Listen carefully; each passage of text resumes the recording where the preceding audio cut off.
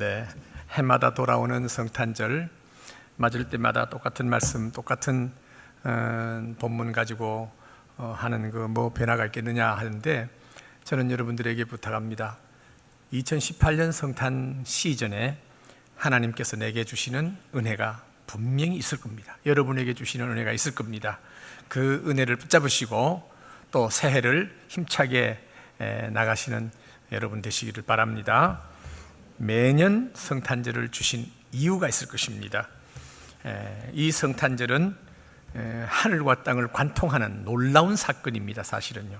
그래서 첫 번째 크리스마스에 어떤 변화가 있었느냐, 어떤 역사가 있었느냐 하는 것은 우리가 이 누가복음 2장 8절로 12절을 보면서 알 수가 있습니다. 우리 함께 읽기를 원합니다. 그 지역의 목자들이 밤에 밖에서 자기 양떼를 지키더니 주의 사자가 곁에 서고 주의 영광이 그들을 두루 비치매 크게 무서워하는지라. 천사가 이르되 무서워하지 말라.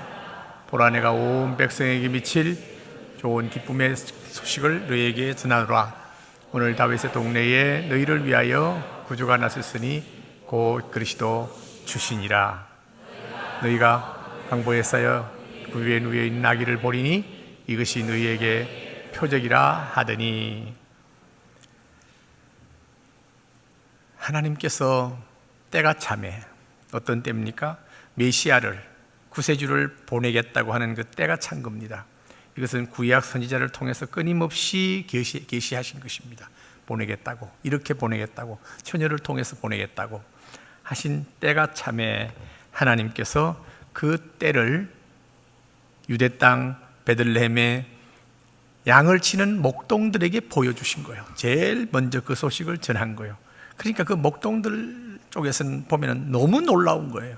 하늘에 광채가 나고 소위 하늘이 열리고 천군 천사가 나타나고, 그래서 너희에게 가장 크고 기쁜 소식을 전하겠다고, 그것은 바로 메시아 구세주를 보내겠노라고 하는 소식을 전할 때에 다른 사람도 아니고 궁중도 아니고 또 잘 사는 사람도 아니고 그 서민들 가운데서 가장 힘들고 어렵게 사는 사람들이 목동들입니다. 밤에 잠도 못 자고 양을 치고 있는 이 사람들에게 보여주신 거예요. 그러니까 이 사람들의 입장에서 본다면 너무 놀라운 거예요. 너무 놀라가지고는 이게 웬일이냐, 이게 무슨 일이냐, 생애 처음 일어난 사건이니까 그러면서 무서워하고 떨게 됐습니다. 그때에 천사들이 무서워하지 말라. 이것은 너무나 놀라운, 너희에게 가장 크고 기쁜 좋은 소식이다, 복된 소식이다 하면서 전하면서 이제 베들레헴에 가면은 구유가 있을 것이고 그 구유에 누인 아기가 있다. 그가 바로 구세주 구원자다 하는 것을 알려줍니다.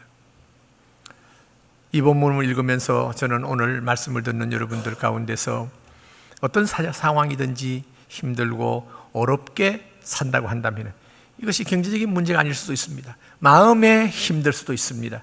인간관계 가운데 힘들 수도 있습니다. 이와 같이 힘든 사람들이 이번 성탄 시즌에 주님과 새롭게 만나는 역사가 있어서 그 모든 힘든 문제가 다 풀리고 해결하고 정말 기쁨의 성탄 시즌을 맞는 축복이 있기를 주의 이름으로 축원합니다, 여러분. 그리고 난 후에 누가복음 2장 13절 14절에는 뭐라고 말하고 있는가 하면요, 자 보십시오. 홀련히 수많은 천군이 그 천사들과 함께 하나님을 찬송하며 이르되, 다 같이요. 지극히 높은 곳에서는 하나님께 영광이요, 땅에서는 하나님이 기뻐하신 사람들 중에 평화로다. 천군 천사의 노래가 울려 퍼집니다. 그래서 이 목동들은 곧장 성령의 인도하심이죠. 곧장 그들은 베들레헴으로 갑니다. 베들레헴으로 가서 그 구유에 누인 아기를 발견하고 거기에 경배드리고 부모들에게 천사를 만나서 이러이러한 소식을 들었다는 것을 이야기하고는 그들은 다시금 이제 목동 생활로 복귀하는 모습을 볼 수가 있습니다. 성탄절은 모든 사람들이, 예수 잘 믿는 사람이든지 못 믿는 사람이든지 어떤 사람이든지 대부분 다 들떠있고 좋아하고 찬송하고 노래합니다. 그런데 오늘 여러분들 가운데서는 정말 예수 그리스도가 어떤 분이며 이분이 우리에게 무엇을 위해서 오셨는가 하는 확실한 것을 붙잡고, 그리고 나와 어떤 관계가 있는가 하는 것에 대해서 또한 그 관계 정립을 하면서 그 마음 가운데 하나님이 주시는 평강이 넘치기를 주의 이름으로 축원합니다. 우리가 신앙생활 하면서요, 지칠 때가 있고 힘이 없을 때가 있습니다. 그러나 우리 하나님과의 만남, 예수 그리스도와의 만남, 체험, 이게 참 필요합니다.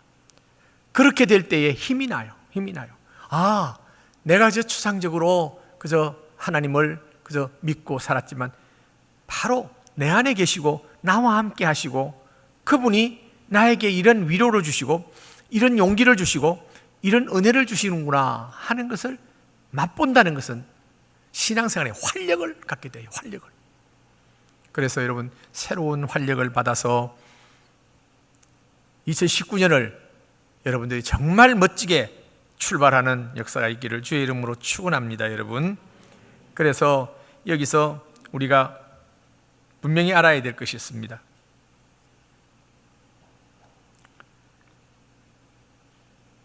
예수님을 임마누엘이라고 했습니다. 임마누엘. 자, 마태복음 1장 23절 우리 함께 읽습니다. 다 같이요. 보라, 처녀가 잉태하여 아들을 낳을 것이요 그의 이름은 임마누엘이라 하리라 하셨으니 이를 번역한즉 하나님 우리와 함께 계시다 함이라. 이름을 예수라 하라 하고는 임마누엘이라 하라고 그랬어요. 임마누엘. 임마누엘은 하나님이 그와 함께 하신다, 우리와 함께 하신다는 의미예요. 자, 이것이 얼마나 저희 인생을 통해서, 저희 삶을 통해서 얼마나 축복인지. 하나님이 나와 함께 하신다, 이것을 확신하고 믿고 그로 말미암아 맛을 보고 살 때에 우리의 삶에는 정말 하나님의 능력이 함께하는 것을 경험해요. 아, 예수, 하나님 눈에 보이지 않지만 추상적으로 그저 믿고 그저 하는, 그래서 그저 종교생활 그저 습관적으로 하는 거 아니에요. 진정 우리가 신앙생활은 나와 함께 하시는 하나님을 경험하고 거기서 힘을 얻고 거기서 하나님과 함께 사는 삶을 보는 거예요. 이게 바로 신앙생활이에요. 그래서 신앙생활과 종교생활의 차이가 있습니다. 종교생활은 그저 내가 예수 믿는 사람이니까 주일날 교회 가고 왔다 갔다 하고 그저 이렇게 사는 게 아니에요. 신앙생활은 하나님과 함께 사는, 동행하면서 사는 삶입니다. 아멘이죠? 하나님과 동행하는 거예요. 그래서 임마누엘이라고 했습니다. 그러니까 하나님께서 이 성탄절을 통해서 매년 우리에게 다시금 새롭게 여러 계시의 말씀을 통해서 이 말씀이 나에게 정말 오늘날 주시는 하나님의 말씀이라 라고 생각할 정도의 그런 은혜를 받는 여러분 되시기를 바랍니다. 이 말씀은 바로 구약 선지자를 통해서 주신 말씀을 인용한 거예요. 자, 사사기 7장 14절입니다. 이사야 7장 14절입니다. 다 같이요. 그러므로 주께서 친히 징조를 너희에게 주실 것이라. 보라, 처녀가 잉태하여 아들을 낳을 것이요 그의 이름은 임마누엘이라 하리라. 우리가 신앙생활을 쭉 해오면서 성경을 과학적인 눈으로 볼 때라든지 현실적으로 볼 때 도무지 믿어지지 않는 사건들이 한두 가지가 아닙니다. 왜냐? 그것은 우리 인간의 지혜와 인간의 두뇌로 쓴 것이 아니고 하나님, 온 우주 만물을 창조하신 하나님께서 기록하셨습니다. 그러니까 이게 1600년 동안에 기록돼서 1600년 동안 40여 명의 저자에 의해서 기록했습니다. 그 40여 명의 저자가 오늘은 별의별 사람이 다 있어요. 공무원도 있고 그저 어부도 있고 그저 왕족도 있고 별의별 사람이 다 있는데 1600년 동안에 쓰였지만은 이 성경이 전혀 충돌하지 않습니다. 서로 간에 모순되는 것이 없습니다. 신기하지요. 그것은 저자가 한 분이기 때문에, 하나님 한 분이기 때문에 그렇습니다. 그 하나님께서 때가 찼기 때문에 메시아를 보내겠다고 계속해서 하나님께서 선지자를 통해서 계시하셨습니다. 그런데 드디어 때가 차서 이제 예수 그리스도 메시아를 보내주게 된 것입니다. 여러분, 하나님께서 그렇게 할 수밖에 없었던 이유가 있습니다. 우리 인간은 죄인입니다. 죄인이라고 하는 것은 그저 잘못을 범했기 때문에 죄인이 아니라 태어날 때부터 죄인이에요. 이것이 우리 인간의 본질이에요. 왜 그러느냐? 아담 하와가 하나님과의 계약을 파기했어요. 하나님께서 온 천지 만물을 창조하시고 그것을 아담에게 맡겼어요. 이름도 짓게 하고 다 맡겼어요.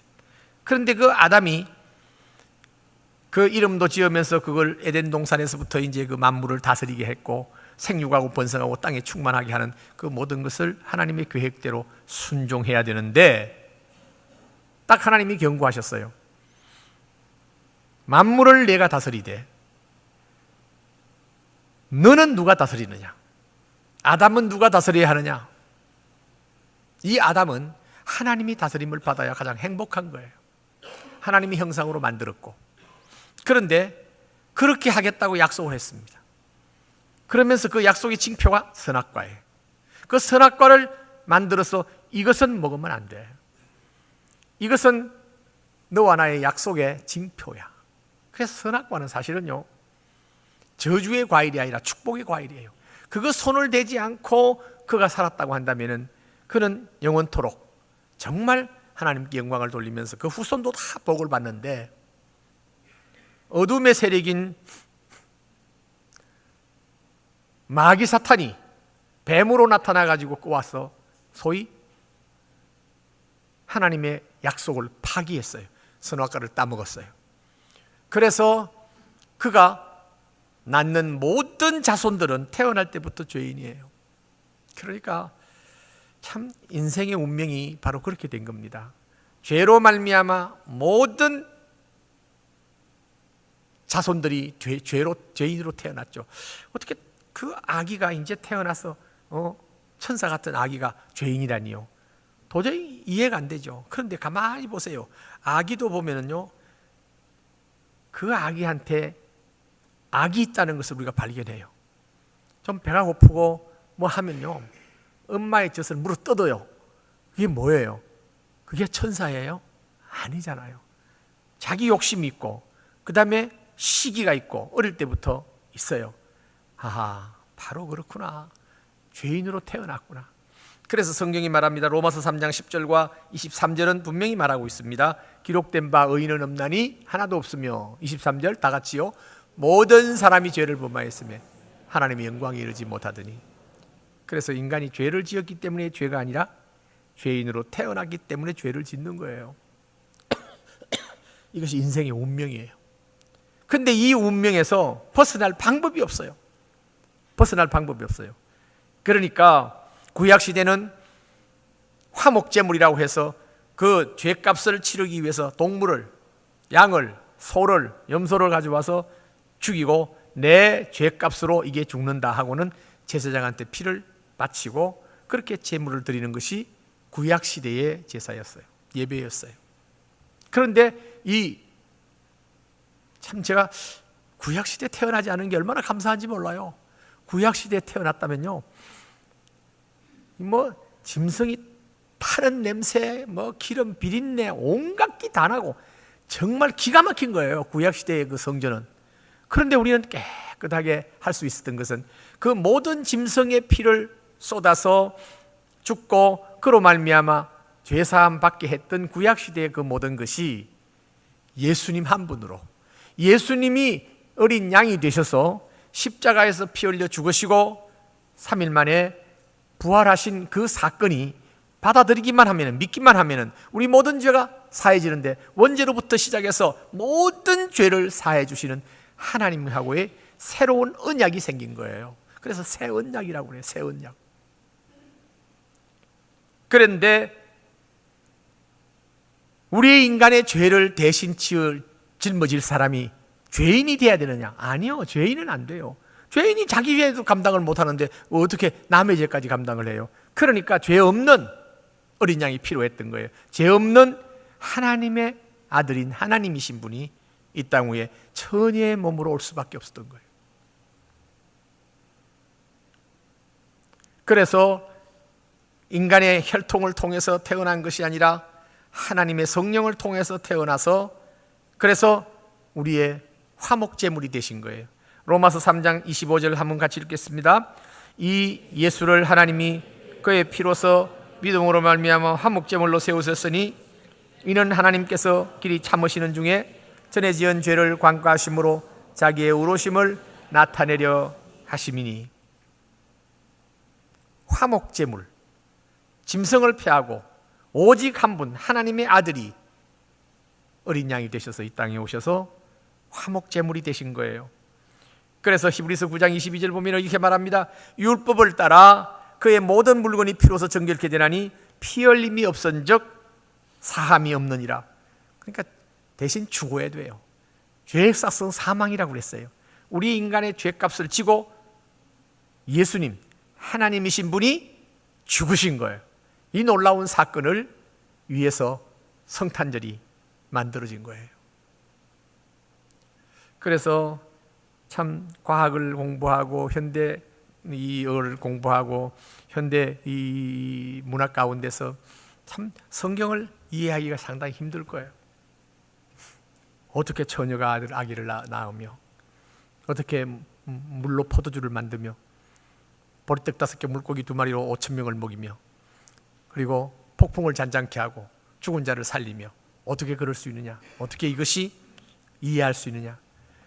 우리의 인간의 두뇌로서는 이해가 안 돼요. 그런데 하나님께서 성령을 통하여 우리에게 주시는 은혜가 있어요. 그게 은혜 받아란다는 거예요. 은혜 받는 은혜가 됐으면 그것이 아멘하고 받아져요. 오늘 여러분 가운데 성경에 대해서 아직까지 받아들일 수 없는 그와 같은 것 때문에 맺혀 있는 것이 있다면 성령의 역사를 통해서 믿어지는 받아들여지는 역사가 있기를 축원합니다, 여러분. 그럴 때에 얼마나 해방감을 느끼는지 몰라요. 얼마나 자유함을 누리는지 몰라요. 그런 것을 은혜라고 그래요. 은혜. 그래서 하나님이 인간의 몸을 입으셨다. 성육신 했다. 우리 성육신. 소위 인카네이션 했단 말이지요. 이와 같은 역사를 우리가 받아들일 수 있다는 것은 하나님의 은혜예요. 이런 역사를 이번 크리스마스 시즌에 여러분들에게 있어지기를 바랍니다. 그런데 사실상 마리아와 요셉도 당황했어요. 마리아가 특히 당황한 것은 이 천사가 나타나서 아기를 가질 것이다. 이름을 예수로 하라. 이름을 임마누엘 하라 할 때 얼마나 놀랐겠어요. 왜냐하니까 아직 결혼도 하지 않고 약혼한 상태인데 이걸 놓고 마리아가 당황하는 모습을 볼 수가 있습니다. 누가복음 1장 34절 35절입니다. 다 같이요. 마리아가 천사에게 말하되 나는 남자를 알지 못하니 어찌 일이 있으리이까. 천사가 대답하여 이르되 성령이 내게 임하시고 즉시 높으신 이의 능력이 너를 덮으시리니 이름으로 나실 바 거룩한 일은 하나님의 아들이라 일컬어지리라. 굉장히 당황했어요. 어떻게 이럴 수가 있느냐 할 때 천사가 마리아에게 너희 친족 엘리사벳이 있지 않느냐. 소위 말해서 친척 가운데 나이 많은 또 대제사장의 지금 행사하고 있는 대제사장 일을 하고 있는 엘리사벳이 나이가 들어서 아기를 낳지 못한 상태인데 이미 아기가 이제 6개월이 됐다. 거기 가봐라. 그래서 마리아가 그 시골을 가요. 가서 엘리사벳을 만나요. 만났더니 엘리사벳이 마리아가 오는 걸 보고는 복중에 있는 아기가 막 뛰고 너무나 좋아하거든. 그걸 알았어요. 그러면서 마리아의 잉태를 알게 되고 역시 마리아의 잉태는 성령이 하셨다는 것을 알게 되고 그 3개월 동안 그곳에서 있으면서 마리아가 믿음이 너무 좋아졌던 것 같아요. 그 후에 내려와서 찬송을 하고 내려오는 거예요. 그런데 문제는 요셉이에요. 요셉이 그 소문을 듣고는 얼마나 충격을 받았는지 마태복음 1장 18절 22절에 나오고 있습니다. 다 같이요. 예수 그리스도의 나서면 이러하니라. 그의 어머니 마리아가 요셉과 약혼하고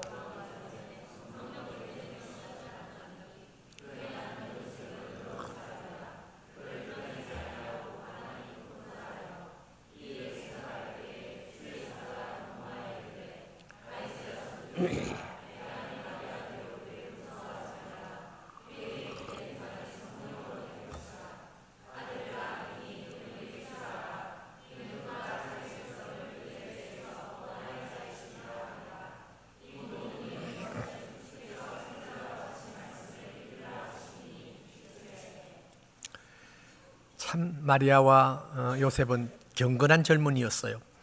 그 당시 정서와 문화는 처녀가 결혼하기 전에 아기를 낳았다, 돌로 쳐 죽여요. 그것이 법이었어요. 율법이었어요. 그러니까 이제 조용히 요셉은 끊으려고 했는데 성령께서 그에게 말씀하셨어요. 성령께서 하셨다. 하나님이 하셨다. 선지자부터 계시한 것이 이제 이루어졌다 하는 이야기를 듣고는 요셉도 그대로 받아들이고 마리아도 그대로 받아들여요. 여러분 가운데 이 성경을 공부해야 될 이유가 그게 있습니다. 성경을 공부하지 아니하면은 의문점이라든지 모든 것을 해결할 방법이 없고, 또 정통적인 이런 신앙에서 벗어난 이단을 분별할 수가 없어요. 그래서 장로 호산나 교회에서는 제자 훈련을 한다는 것이 얼마나 귀한지 몰라요. 여러분, 신앙생활 적당히 하면은요, 적당히 복을 받습니다. 그런데 확실하게 신앙생활 하면은 확실한 축복을 받는 줄 믿습니다. 아멘. 이왕 신앙생활 할 바에는 확실하게 하십시오. 그래서 제자 훈련하면서 성장하고, 그 성장하는 데 따라서 내 믿음대로 하나님 축복하시거든요. 그래서 지금 얼마나 혼란스러운 세상입니까? 이 혼란스러운 세상에서 하나님이 함께 하셔야 돼요. 그래서 계시로 이 하나님의 계시는 특히 이 이사야서는 제5복음이라고 할 정도로 귀한 말씀이 많습니다. 이사야 9장 6절 우리 함께 읽기를 원합니다. 이는 한 아기가 우리에게 낳고 한 아들을 우리에게 주신 바 되었는데 그의 어깨는 정세를 메었고 그의 이름은 기묘자라 모사라 전능하신 하나님이라 영존하시는 아버지라 평강의 왕이라 할 것입니다. 아들을 낳으리니 이름을 임마누엘이라 하라. 그 임마누엘은 바로 하나님이 함께 하신다고 했지요. 그러니까 예수 그리스도를 표현할 때에 소위 말해서 하드웨이라고 할 수 있는 것은 바로 임마누엘이 하나님이에요. 그런데 구체적으로 들어갑니다. 거기에 대해서 예수 그리스도가 어떤 분인가 하고 들어가면서 그는 기묘자라 모사라 전능하신 하나님이라 이제는 구체적으로 나와요. 전능하신 하나님이에요. 세상에 많은 종교가 있습니다만 모든 종교의 시조들은 인간이에요. 인간이 한계를 느끼고 뭔가를 도를 닦는다 해가지고 해서 종교를 만든 것이 세상의 모든 종교예요. 그러나 기독교는 한계를 느껴서 절대자를 찾아가서 종교를 만든 것이 아니라 하나님이 직접 이 땅에 오셔서 우리 인간을 구원하시기 위해서 오신, 그래서 전혀 달라요. 그래서 그 시조들은 전부 죽어서 무덤이 있어요. 불교에는 저 인도의 능수해안에 있고요. 이슬람은 또 저 사우디아라비아의 메카에 있고요. 또 공자는 중국 산동성에 있어요. 그러나 예수 그리스도의 무덤은 없어요. 성지순례 가보면 빈 무덤이에요. 죽었는데 3일 만에 살아나셨다. 이게 바로 기독교예요. 그러니까 여러분들 예수 안 믿고 사는 사람이 있다고 한다면 심각해요. 하나님이신 예수 그리스도를 거절하고 산다는 그게 가장 큰 죄라고 그랬어요. 하나님이 사랑을 거절한 거예요. 그러니까 이번 성탄 시즌에 예수 믿는 놀라운 역사 꼭 있기를 바랍니다. 뿐만 아니라 오늘날 참 세상은 요란합니다. 위기 중에 위기라고 그래요. 왜 위기냐? 일제시대보다도 지금 6.25 사변 때보다도 그 보릿고개를 넘어가는 어려운 그런 때보다도 지금이 더 위기인 것은 소위 어둠의 세력, 사탄의 세력이 교회를 공격하고 있어요. 그래서 진정 하나님께서 만든 창조, 이 창조의 질서를 흐트리려고 그래요. 분명히 남자 여자가 결혼해서 가정을 만드는 것이 정상이지 않습니까? 이거는 상식이지 않습니까? 그런데 이 정신 나간 사람들이 남자끼리 서로 결혼한대, 주례해달래, 이런 세상이 오고 있어요. 뿐만 아니라 청소년들이 동성애를 통해서 수많은 질병, 특히 에이즈를, 그래서 얼마나 많은 질병이 이 땅에 창궐하는지 몰라요. 여러분, 이 혼란은 바로 망하려고 작정한 거예요. 세상이 망하는 것은요, 하나님의 복음을 향해서 도전하고 교회를 향해서 도전하는 것이 망하려고 하는 거예요. 공산주의가 안 망한 나라가 어디 있습니까? 다 망했어요. 지금 북한요, 이미 망하고도 남았습니다. 지금 제가 3번이나 가봤습니다만은, 그거는 우리가 자유롭게 우리는 여행하잖아요. 서울도 가고 마음대로 가잖아요. 그거는 평양 절대로 마음대로 못 가요. 허가받아야 돼요. 평양에서 밖에 나가는 것도 마찬가지예요. 그래, 평양하고 전혀 달라요. 그 사람들은 짐승보다도 더 못해요. 아프리카 가면 하루에 한 끼 먹고 사는 사람도 있어요. 그런데 그들은 춤을 추면서 살아요. 그렇게 기뻐하면서 살아요. 자유가 있어요. 자유가 없어요. 여러분, 인간이 삶 가운데 가장 비참한 삶은 자유가 없는 삶입니다. 그런 삶이 지금 김일성 독재가 저거 지금 한 우상이에요. 저거 태양신을 섬기는 것 같은 거예요. 저런 것이 지금 현재 들어오는데, 오늘날 젊은이들이 무슨 뭐 김정은이를 위인이라 그러고 무슨 뭐 어쩌고 저쩌고 하면서 기가 막힐 노릇이에요. 저것을 볼 때에 긴장하는 거예요. 위기다. 최대의 위기다. 교회가 깨어나야 된다. 교회가 깨어나야 된다. 바로 그런 마음을 먹는 거예요. 자, 보세요. 이사야 11장 1절로 2절을 우리 함께 봅니다. 다 같이요. 이새의 줄기에서 한 싹이 나며 그 뿌리에서 한 가지가 나서 결실할 것이요, 그 위에는 여호와의 영 곧 지혜의 영, 총명의 영이요, 모략과 재능의 영이요, 지식과 여호와를 경외하는 영이라고 그랬습니다. 예수 그리스도 임마누엘을 한다면 하드웨어로 할 수 있어요. 하나님이 함께 하신다. 그러면 구체적으로 어떤 하나님이 함께 하시느냐? 지혜의 영, 하나님의 영, 총명의 영, 모략과 재능의 영, 지식과 여호와를 경외하는 영이 함께 한대요. 소프트웨어를 할 수 있어요. 그 하나님이 우리와 함께 하신다는 거예요. 그럴 때에 우리는 우리의 삶 가운데서 끊임없이 하나님의 손길을 경험해요. 하나님의 손길을 경험해요. 제가 올해가 나이가 75입니다. 70 중반을 살면서 참 세상에 많은 것을 보고 많은 것을 경험하고, 제일 힘들 때가 뭔가 하면은 억울한 일을 당할 때가 힘들어요. 내가 전혀 하지 않았는데 했다 그러고, 내가 말하지 않은 것을 말했다 그러고, 이럴 때 가장 힘들어요. 그렇다고 해서 목사가 내가 언제 했느냐 하고 싸운다 한다면은 목사가 아니죠. 하나님 말씀을 통해서 하나님의 음성을 듣기를 원해요. 하나님께서 성경의 인물을 통해서 나보다 더한 어려운 일을 당한 사람들을 만나게 해요. 시편 저자를 보면은, 내 영혼아, 내가 어찌 낙심하며 어찌하여 내 속에서 불안해하는고, 너는 하나님께 소망을 두라. 그가 나타나 도우심으로 말미암아 오히려 하나님을 찬송하리로다. 그지없는 하나님의 위로예요. 나보다 더 어려운 일을 당하면서도 끊임없이 하나님을 바라보라고 했고, 하나님께 찬송하라고 했고, 그는 하나님의 손길을 경험하는 거예요. 말씀을 통해서 살아가는 모든 삶의 현장에서 또한 하나님이 역사하는 것이 있어요. 하나님이 역사하는 것이 있어요. 도무지 생각도 못한 일들이 역사를 해줘요. 하나님께서 함께 하시는 거예요. 그것을 경험하는 거예요. 하나님 우리에게 수많은 약속을 하셨어요. 사람이 감당할 수 없는 것은 너희에게 당한 것이 없나니, 하나님은 미쁘사 너희가 감당치 못할 시험당함을 허락지 아니하시고 능히 너희로 감당하게 하신다고 약속하셨어요. 그 약속 말씀 붙잡고 믿음으로 살 때 그렇게 돼요.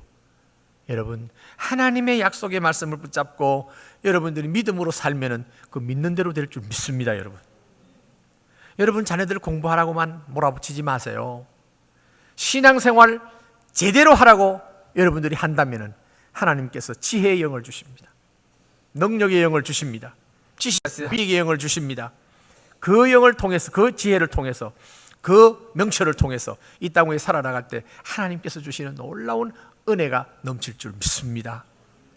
믿음이에요. 의인은 믿음으로 산다고 그랬잖아요. 예수 믿는 사람은 믿음으로 살아요. 돈으로 사는 게 아니에요. 권력으로 사는 거 아니에요. 명예로 사는 거 아니에요. 믿음으로 사는 거예요. 그 믿음은 하나님의 약속의 말씀을 보는 거예요.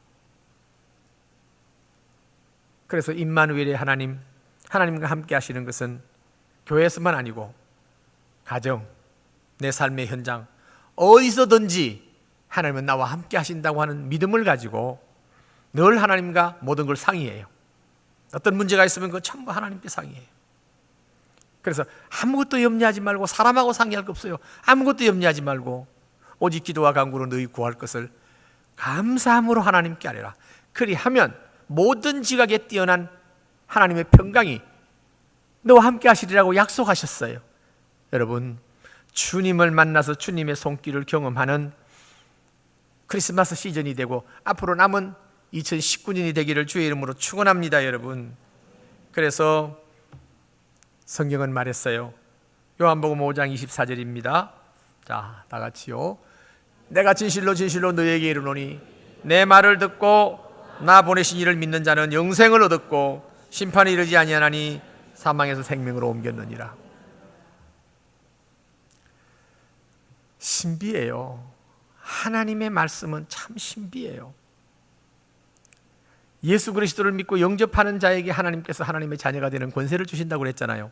여기에 분명히 말하고 있어요. 나 보내신 이 예수 그리스도를 믿는 자는 영생을 얻었고, 얻을 것이고가 아니에요. 얻었고 심판에 이르지 아니하나니, 하나님의 심판 없어요.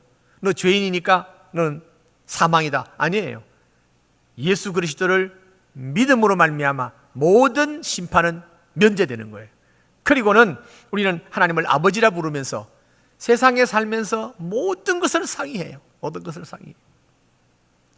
하나님이 주신 지혜라는 것이 좀 놀라워요. 저희 어머니가 95까지 사셨는데 서당의 선생님의 딸이에요. 그런데도 글을 안 가르쳤어요. 왜 안 가르쳤냐 했더니 시집 가가지고 시집의 모든 것을 편지로 다 이렇게 글을 알아가지고 보내면은 이 집안 문제가 난다는 것이, 몰라야 된다는 거지. 그래가지고 세상에 글을 안 가르쳤으니까 이 성경을 읽을 수가 없잖아요. 그런데 신비해요. 늘 하나님께 기도하고 하면서 이 글을 읽게 해달라고, 성경 말씀을 읽게 해달라고 했더니 하나님께서 이걸 읽게 해주신 거예요. 그때가 나이가 60이 넘었어요. 그리고는 이 성경을 매일 이 성경을 그러면서 기도하시는데 95살까지 사시다가 정말 자는 듯이 주님 앞에 부름받았습니다. 여러분, 하나님의 지혜는 이렇게 놀랍습니다, 여러분. 그러니까 내가 뭘 못했다, 뭘 배운 것이 없다, 내가 부족하다, 다 알지요. 다 알지요. 자기가 부족한 걸 알지요. 그러나 하나님의 지혜, 하나님의 영, 하나님의 능력을 신 임마누엘을 하나님을 모시고 살게 될 때에 그거 다 해결돼요. 하나님께서 필요할 때마다 지혜를 주시고 필요할 때마다 능력을 주시고 필요할 때마다 하나님을 맛보게 하시는 것입니다. 여러분, 신앙생활, 정말 참된 신앙생활은 말씀을 통해서 배우면서 그렇게 신앙생활 하시길 바랍니다. 빌립보 3장 20절은 이렇게 말합니다. 그러나 우리의 시민권은 하늘에 있는지라 자기로부터 구원하는 자 곧 주 예수 그리스도를 기다리노니. 대한민국의 시민권을 가지고 우리가 삽니다. 동시에 하늘의 시민권 가지고 사는 사람들이 예수 믿는 사람들이에요. 그래서 진정 임마누엘의 하나님과 함께 사는 사람은 어떻게 살아야 하느냐? 구별된 삶을 삽니다. 나와 같이 나도 영생을 가졌고 예수 그리스도를 모시고 사니 내 주위에 예수를 안 믿는 사람들 보면 정말 안타깝게 생각하고 그분을 예수 믿도록 도와주는 일. 남은 생에 생명의 열매를 맺는 여러분 되시기를 바랍니다. 뭐로요? 지혜의 영 가지고, 지식의 영 가지고, 하나님의 권능의 영을 통해서 임마누엘의 하나님과 함께. 그래서 우리가 성찬식을 할 때가 있습니다. 고린도전서 11장 26절은 이렇게 말합니다. 다 같이요. 너희가 이 떡을 먹으며 이 잔을 마실 때마다 주의 죽으심을 그가 오실 때까지 전하는 것이니라. 예수님의 살이요 예수님의 피를 상징하는 성찬식에 참여하는 사람들에게 주님께서 부탁하신 것입니다. 주의 십자가의 죽으심과 부활하심을 증거하면서 사는 거예요. 참 제가 이번에도 이 장류 호산나교회에 와서 도전을 받고 은혜를 받는 것은, 처음에 와서 나는 저 광동 호산나교회 언제 호산나교 이름을 바꾸었나? 나도 모르게 이름을 바꾸었나? 이런 생각을 했어요. 근데 기도하시는 분이나 그 다음에 쭉 보니까 금성욱 목사를 분리개척을 시키면서 벌써 교회 이름을 광동 호산나교회라고 하게 됐구나. 10년 만에 이렇게 큰 교회도 아닌데 분리개척한다는 것은 보통 축복이 아니에요. 보통 축복이 아니에요. 제가 중앙교회, 부산 중앙교회에서 부산 새중앙교회로 부임할 때가 분리개척한 지 10년이에요. 그런데 알고 보니까 분리개척한 게 아니야. 분쟁이 나고 싸워가지고 갈라진 거야. 그래서 노회에서 그럴 바에는 분리개척하시오 하고 했던 것 같아요. 10년 차에 제가 왔어요. 여러분, 하나님께서요 스스로 교회를 개척하도록 이렇게 해서 분리한다니 얼마나 축복인지 몰라요. 제가 호산나교회 하단에서 명지로 오면서 돈이 있어 왔나요? 전부 빚으로 왔죠. 그런데 놀랍게도 거기에 참여한 모든 성도들이, 또 이 장류 호산나교회에 이 분리개척하는데, 이건 정식으로 분리개척했거든요, 하는데 참여한 성도들이 얼마나 복을 받았는지 몰라요. 얼마나 복을 받았는지. 여러분, 이거는 기회입니다. 지금 아무리 불황이라고 할지라도 하나님의 이 몸된 교회의 분리개척에 여러분들이 힘을 쏟고 여기에 참여하고 여기에 여러분들이 할 때에 하나님께서는 상상할 수 없는 놀라운 축복을 주실 줄 믿습니다. 여러분, 믿음으로 순종할 때에 믿는 대로 돼요. 믿는 대로 돼요. 이것이 바로 하나님의 약속이에요. 그리고 앞으로 임마누엘의 하나님을 모시고 사는 내가 어떻게 살 것인가? 오직 하나예요. 소명 가지고 사는 거예요. 예수 안 믿는 사람한테 복음을 전하고 예수 믿게 하고. 얼마나 귀한 일인지. 우리는 지금 죽어도 천국에 갑니다. 그런데 예수 안 믿는 사람을 만약에 지금 세상을 떠난다 하면 멸망으로 갈 수밖에 없는 거예요. 끔찍한 거예요. 그러니까 복음을 전할 때에 얼마나 감사한지요. 제가 지금 75인데 호호백발 영감인가요? 많이 늙었어요? 오랜만에 봤지요? 제가 왜 이렇게 안 늙는 줄 아세요? 내 친구들 보면 내 친구들 말이죠, 팍상 늙었어 보니까. 초등학교 친구들. 저는 전도하기 때문에 늘 전도해요. 때를 얻든지 못 얻든지 복음을 전해요. 내가 사는 길이에요. 내가 사는 길이에요. 어쩌냐까지 제가요 계속해서 그 도라지인가 뭔가 그걸 계속 먹었어요. 기침이 나가지고. 그래서 오늘 설교를 해야 되는데 하나님 기침 나지 않게 해달라고. 그리고는 2주를 기침하면서 지냈다니까. 근데 밥맛을 잃지 않게 해주셨어요. 그러니까 살이 안 빠졌어. 안 빠졌어. 그래서 비결은 다른 게 아닙니다. 여러분, 정말 질병을 이기고 건강하게 살기를 원한다면 하나님이 우리에게 명령한 복음을 전하는 일, 그것을 끊임없이 기도하면서 계속하는 거예요. 계속하는 거예요. 그 일에 여러분들이 쓰임 받으면서 하나님의 축복이 따라오는 것을 경험하세요. 경험하세요. 제 중학교 동기들, 어릴 때 동기들 보면은 이 친구들이 어쩌래 할배가 되는지 모르겠어. 예수 안 믿는 사람 더하고 예수 믿어도 전도 안 하는 사람들은 전도하세요. 전도하면은요 생명을 받고 생명을 나눌 때에 풍성해지는 역사가 있을 줄 믿습니다.